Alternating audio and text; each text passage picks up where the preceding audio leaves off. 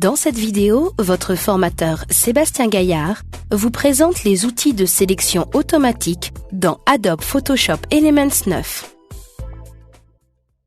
Dans cette vidéo, nous allons voir comment utiliser pour nos sélections les outils sélection rapide et baguette magique, et donc comment tirer parti de leurs différentes options afin de réaliser nos sélections avec précision et d'en être satisfait. Commençons donc par l'outil baguette magique que j'ai sélectionné ici dans la barre d'outils et qu'on peut également sélectionner avec la touche W au clavier.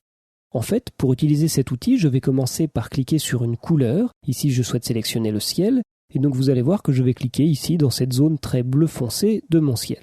Une sélection se crée automatiquement une fois que j'ai cliqué sur ce pixel. Alors, comment s'est créée cette sélection ? En fait, le principe de cette baguette magique, c'est de sélectionner tous les pixels qui sont dans une couleur proche de celle que je viens de sélectionner. Alors, comment l'outil va déterminer s'il inclut ou non des couleurs du même type ? Eh bien, en fait, on va le déterminer ici avec la tolérance. Vous voyez qu'ici, le bleu clair n'a pas été sélectionné, il a pris que des bleus foncés. Mais enfin, il a pris quand même des bleus certes foncés, mais parfois légèrement dégradés, qui sont donc des bleus beaucoup plus clairs que le bleu sur lequel j'ai cliqué, puisque nous avons quand même un facteur de tolérance assez élevé, ce facteur par défaut qui est 32. Si je passe par exemple à un facteur plus important, si je passe à 60, et que je désélectionne ici ma sélection et que je refais le même clic, vous allez voir que nous incluons beaucoup plus de couleurs dans notre sélection. Donc beaucoup plus de nuances de bleu dans le cas présent. Alors avec la baguette magique, ce que l'on fait en fait, c'est que la plupart du temps, on fait un premier clic comme cela, et puis après on complète sa sélection, donc soit en venant cliquer ici pour pouvoir étendre la sélection, soit tout simplement en cliquant sur la touche Maj afin d'offrir un petit plus à côté de notre outil baguette magique et d'étendre comme cela notre sélection sur différentes zones. Donc ici, je vais cliquer également sur ces zones ici entre ces deux autres colonnes. Et vous voyez que comme je suis sur un facteur de tolérance très important, mais que je peux changer à tout moment, eh bien je sélectionne très facilement l'ensemble du ciel. Alors les choses vont peut-être se compliquer un petit peu ici, puisque si je sélectionne ici les dégradés du coucher de soleil plus les dégradés de bleu, il faut que je prenne garde à avoir toutes les zones de sélectionner, même celles qui se trouvent ici par exemple derrière le palmier. Donc il ne faut pas hésiter à zoomer, donc ici je le fais sur PC avec CTRL plus espace, pour pouvoir, toujours avec ma touche Maj, ajouter des zones de sélection. Alors on peut également soustraire des zones de sélection avec la touche Alt, pour pouvoir comme cela cliquer et enlever des éléments de ma sélection qui sont indésirables, comme ici le palmier que je ne souhaite pas intégrer à ma sélection. Sinon, comme habituellement, vous pouvez cliquer ici pour soustraire des parties de votre sélection.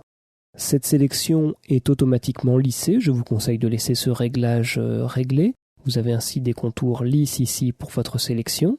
Et en fait, on peut voir ici ce réglage qui est coché par défaut, pixel contigu.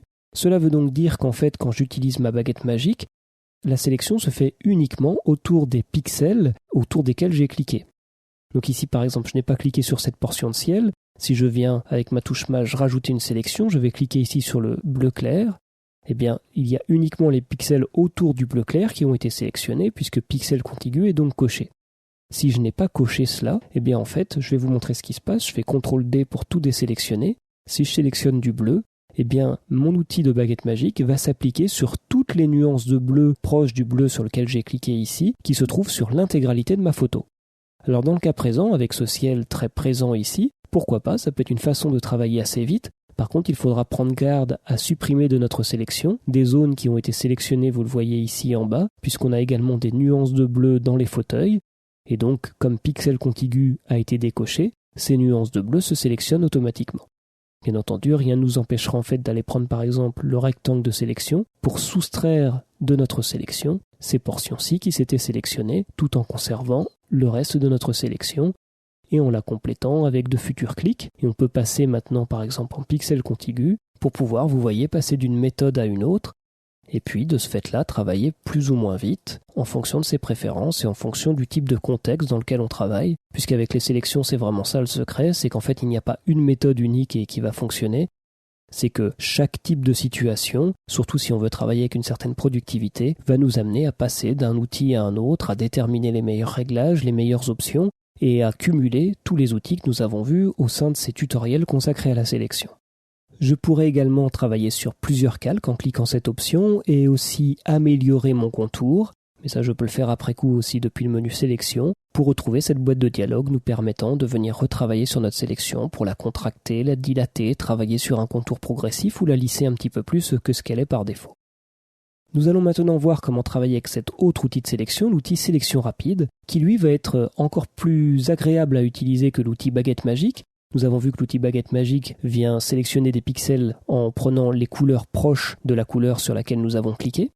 Et ici, par contre, nous allons avoir une autre approche avec l'outil sélection rapide. Il va essayer de déterminer quels sont les objets de notre photo que nous essayons de sélectionner. Alors comment peut faire le logiciel pour essayer de savoir qu'ici, par exemple, j'ai une colonne, ici j'ai du ciel, et qu'ici, pour moi, ceci constitue un objet ciel, et ici l'objet colonne. Eh bien en fait, le logiciel va procéder par plusieurs analyses, comme la baguette magique, entre autres l'analyse de la couleur, mais à d'autres analyses également, comme par exemple une analyse comparative des contrastes entre les pixels, ce qui lui permet par exemple ici de déterminer que s'il y a un contraste plus élevé sur cette partie-ci par rapport à cette partie-là, c'est que les objets ne sont pas les mêmes dans la photo. De ce fait-là, je vais pouvoir ici tracer des zones avec un pinceau qui a une taille par défaut, taille que l'on peut agrandir, on peut également choisir la dureté par exemple, et donc ici si je choisis un outil avec un plus gros diamètre, je vais choisir des zones plus importantes plus rapidement. Alors il faudra faire attention peut-être de revenir ici sur un outil avec une taille plus petite, puisque vous voyez que si je zoome sur cette portion-ci, j'ai beaucoup plus de difficultés à venir cliquer entre les colonnes. Donc ici, je viens reprendre un diamètre plus petit, comme ceci. De la sorte, je vais donc pouvoir continuer mes sélections. Donc là, j'ai pris l'outil trop gros, donc je vais choisir de soustraire la colonne maintenant, soit en appuyant sur la touche Alt, comme je le fais ici, soit encore en venant sélectionner moins ici, ou encore tout simplement en annulant ma sélection pour passer à une forme plus petite, pour sélectionner ici cette portion de ciel. Donc vous voyez que l'analyse fonctionne extrêmement bien avec cet outil de sélection rapide. Je vous conseille de travailler très souvent avec cet outil pour avoir une sélection de base. Rien ne vous empêchera après de faire un travail affiné, plus fin, soit avec cet outil, soit en le complétant avec les autres. Mais en fait, cet outil est vraiment satisfaisant pour de très nombreuses étapes de sélection. Donc n'hésitez pas à l'exploiter. Donc ici, je vais continuer à sélectionner mon ciel pour qu'on puisse voir cet outil à l'œuvre, pour que l'on puisse être sur un contexte de travail qui nous montre que parfois, vous voyez, si on trace un petit peu vite, on sélectionne des parties que l'on ne voulait pas. La touche Alt au clavier, et ici, boum, je supprime ma colonne, et je rajoute cette portion de ciel ici. Alors je peux tout simplement cliquer aussi dans les zones. Vous voyez que je n'ai pas toujours besoin de glisser ma souris. Un simple clic comme ça lance une analyse des pixels et vient sélectionner les zones concernées. N'hésitez pas à zoomer dans vos différentes zones pour pouvoir justement faire ces clics avec votre pinceau et choisir vos différentes zones pour ici retoucher le ciel dans le cas présent.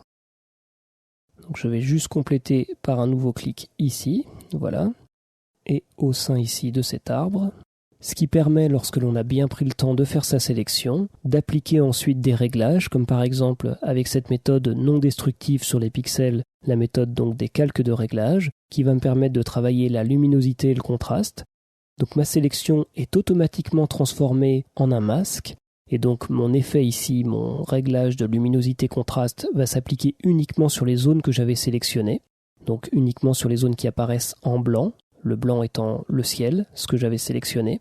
Et ici, par exemple, si je baisse la luminosité, et si je renforce le contraste, donc là je vais faire des réglages très forts pour qu'ils soient bien visibles, voilà, on peut voir que mes réglages s'appliquent bien uniquement sur les portions voulues, et qu'à tout moment je peux changer mes réglages ou les annuler, donc là je les masque en cliquant sur le petit œil, et à tout moment donc je peux les corriger, puisqu'ici cette approche de calque de réglage est non destructive, et donc modifiable à tout moment, même après enregistrement de notre fichier en tant que fichier Photoshop. Il me suffira de le rouvrir pour changer mes réglages si je veux les modifier.